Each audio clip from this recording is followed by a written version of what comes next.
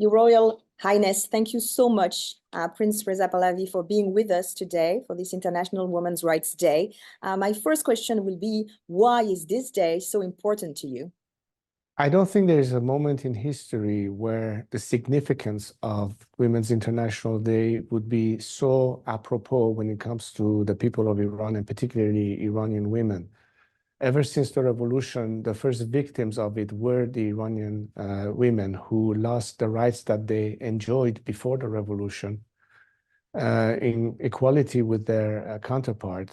And very soon, since the beginning, they've been protesting this regime and have suffered the consequences of life under this regime that treats women as second-class citizens.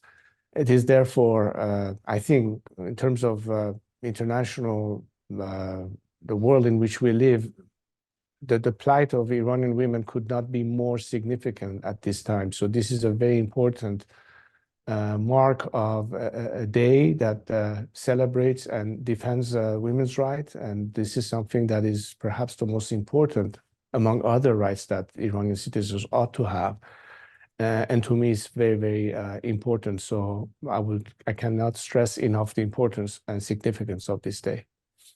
Nobel Peace Prize Dr. Mukwege is talking about positive masculinity, saying that man has a duty being together with women in order for women's rights to become human rights. Could you tell us why, as a man, you think it is important to be on the side of women to stand for women's rights? Well, actually, it is imperative that men are extremely proactive in defending women's rights, because if there was an injustice of or lack of gender equality, it is for the other gender to make sure the equality exists. And as such, men should not be just passive about this. And fortunately, the good news is that when I look at today's young generation of Iranians, the Gen Z of Iran, they are more than ever in solidarity and support of their female counterpart.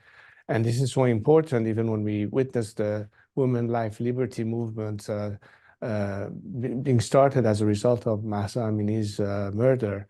We have seen that more often than not, young Iranian men were side by side with their fellow Iranian sisters and mothers and daughters, standing for their right. It has become an imperative element for our society when it comes to human rights, when it comes to putting an end to any form of discrimination, including, of course, sexual discrimination. So beyond the duty, they are actually taking it in their own hands. I don't think they need to be told this. They are already doing it.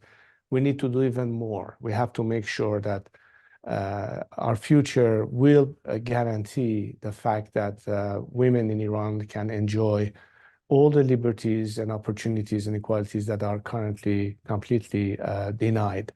And that takes a whole society to stand side by side. If men, I would even say, have a more important responsibility today vis-a-vis this issue than ever before, because this injustice can only be resolved when women and men in Iran work side by side about this. And now, for one, I'm doing my part. So concretely, what can we do to help the statue of Iranian woman today? And could you give us an anecdote, especially dealing with women's rights, in your career? Well, Iran was one of the first countries in the Middle East to adopt a family law, which was a very important benchmark for bringing and advancing the cause of the right of women and young girls in Iran. The very first thing that Khomeini did was to abolish that law. A lot of progress was done at the time. Iran was, women received suffrage and a right to vote 4 years before the women in Switzerland did. We had the most advanced family laws in Iran. Women were fully participating in the affairs of the country. We had ministers, judges, and all sorts of people working even in the military branch of our country before the revolution. And I think that significant element helped to bring our country full force into a path of modernity and development. And women were involved in various aspects of society, in universities, as teachers, as architects and engineers, and you have it. We need to make sure that the future guarantees this chance for equal opportunity. And it's of course, a lot of it has to do with the law of the land. A lot of this has to do with the constitutional right and the laws of the country. But you also have to constantly remind people, we have to create a new political culture. And that's very important when you're fighting with elements who have been extremely chauvinistic on one side, on one part, and a lot of it, unfortunately, takes root in religion. And I think one of the reasons why it is so important for us to have a secular democratic future in Iran, where there's a clear separation of religion from state, it is because a lot of these restrictions is as a result of the religious factor, and we need to separate that in order not to fall into issues such as Sharia law, which is extremely limiting when it comes to, again, the right of women in Iran. Case in point, what the regime is doing right now. It takes the testimony of 2 women in court of law to equal the testimony of 1 man. How could that possibly be the basis of Iranian women's right? All of this can change by means of proper legislation. All of this can change by a guarantee within the constitution. But most importantly, it's also an education that is constant, and we need to make sure that that culture constantly prevails, and generation after generation, we make sure that there's no reversal of that. And this time that women will be able to hang on to their rights as opposed to lose it the way they did 45 years ago. Do you think peace education can be key in order to have acceptance on both sides, men and women? Absolutely. And I think in a world of social media, when there's no longer the excuse of not knowing the facts, we have to utilize various platforms to educate, to inform, and to connect people to one another. Not just Iranians with Iranians, naturally, but Iranians with the rest of the world. If you look at all the activities that we can find in various social media platforms, especially when it comes to intercultural connection and connectivity with people of the world, as much as the Iranian movement inspired many women in the world to stand in support of what happened in Iran. When we saw female legislators in European legislatures or other places in support of the Iranian women cutting their hair, for example, and also the kind of messaging that goes back into Iran, empowering and giving hope and courage for people to stand up for their rights, particularly women, we have to utilize all these means. And I think this is a time that the Iranian people need not feel that they are alone in this fight. I've always stressed how important it is to have the moral support and backing of the international community, particularly democratic countries where women's rights are fully respected. They need to know that they are not alone in this, and they have the full support of the citizenry of these countries and their governments. Could you tell us a woman who would have been a role model for your career? Well, you know, as I was growing up, I saw how much effort was done with respect to that. My mother, for example, and everything she did to advance the cause of women and her activities in various aspects of culture and what have you. My aunt, other members of my family, and people that I knew growing up, people who were at the forefront of women actively doing positive work. Our first Minister of Education, Farrokh Parsa, who unfortunately was one of the first people executed by the regime after the revolution, or someone like Mahnaz Afkhami, who was really one of the pioneers in the field of bringing women's rights into action in Iran, and so many other people I could name who are truly inspirational and role models for what happened.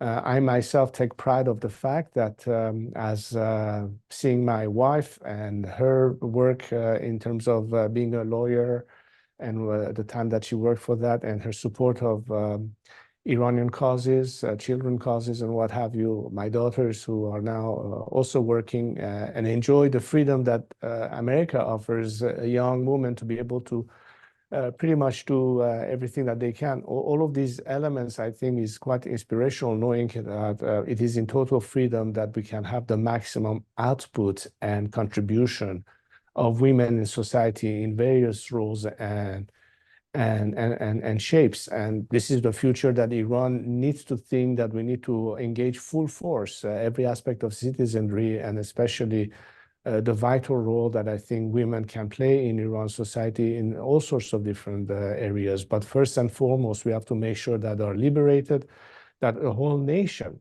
is liberated, and that we have the protection of the law and the rule of law, which is ultimately what guarantees citizens their rights. Yeah, to finish this too short interview, could you tell us, please, Your Royal Highness, any advice or any inspirational quote for this International Women's Rights Day? I think when you look at the sacrifices that has been made by our women all these years, nothing can be more inspiring into seeing why is it that we have to be much more than just observer of that. We have to do everything we can to redress and reverse this injustice. And frankly, I think that more than me inspiring them, they inspire me.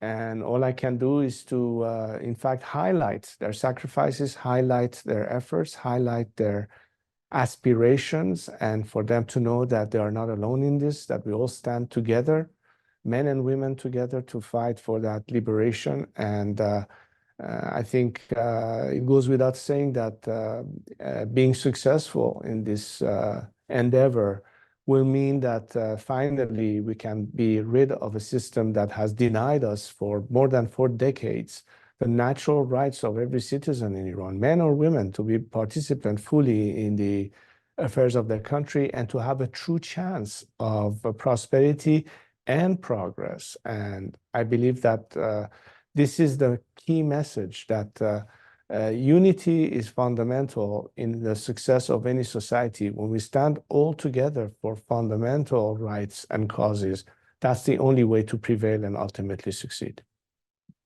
Thank you so much, Your Royal Highness. Thank you, Reza Pahlavi, for being with us and putting women's rights into human rights again. Thank you so much for this opportunity.